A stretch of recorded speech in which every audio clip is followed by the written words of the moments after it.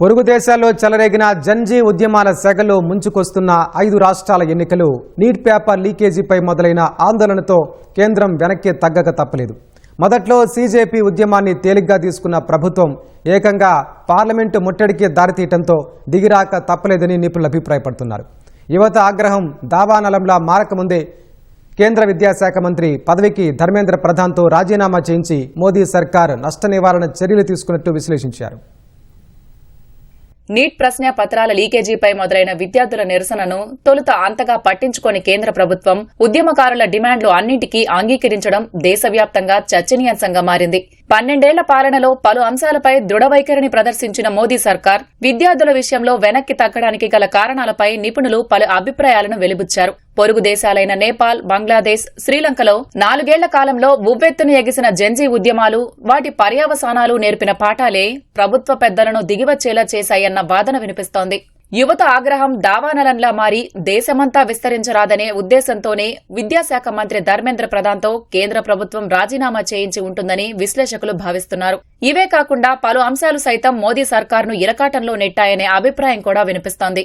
ఎద్దేవాతో పుట్టిన cockroach Janata party యువత ఆంక్షలతో అనుసంధానమై వ్యవస్థల వైఫల్యాన్ని ప్రశ్నించడం నవతరాన్ని ఆకట్టుకుంది.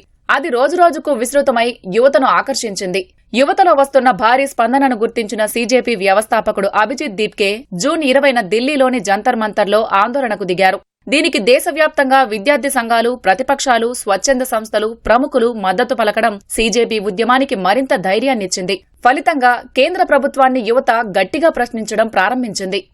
సీజేపీ ఉద్యమం పట్ల మొదట్లో ఉదాసీనత ప్రదర్శించిన కేంద్రం జంతర్ మంతర్లో జరిగే మిగతా ఉద్యమాల్లాగే ఇది తేలిపోతుందని తేలిగ్గా తీసుకుంది. ఆమరణ నిరాహార దీక్ష చేపట్టిన సామాజిక కార్యకర్త సోనం వాంగ్చుక్ ను ఆస్పత్రికి తరలిస్తే ఉద్యమం చల్లబడుతుందని కేంద్రం అంచనా వేసింది. అయితే ఈ నెల 20న వేల మంది ఆందోళనకారులు పార్లమెంటు ముట్టడికి స్వచ్ఛందంగా కదలిరావడం, వారిని అడ్డుకోవడానికి పోలీసులు, భద్రతా బలగాలు చేసిన ప్రయత్నాలు ఉద్రిక్తతలను మరింత పెంచాయి.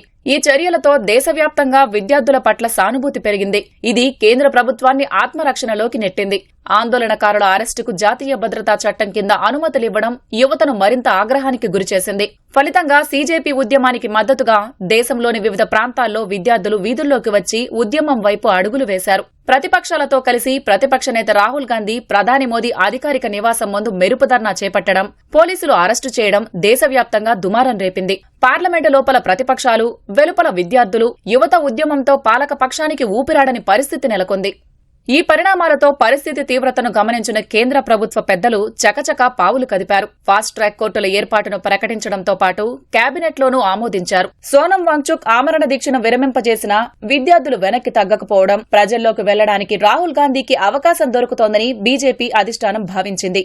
దీనికి తోడు రామ జన్మభూమి విరాళాల చోరీ అంశంపై ఇప్పటికే ఆత్మరక్షణలో పడిన కేంద్రానికి ప్రస్తుత పరిణామాలు మరింత ఆందోళన కలిగించాయి. అంతేకాకుండా విద్యార్థుల ఉద్యమం ఇలాగే సాగితే 2027లో జరిగే ఉత్తరప్రదేశ్, పంజాబ్, గోవా, మణిపూర్, ఉత్తరాఖండ్ ఎన్నికలపై ప్రభావం చూపే ప్రమాదముందని భావించిన కేంద్రం ధర్మేంద్ర ప్రధాన్తో రాజీనామా చేయించి వివాదానికి తెరదించే ప్రయత్నం చేసినట్టు నిపుణులు అభిప్రాయపడుతున్నారు.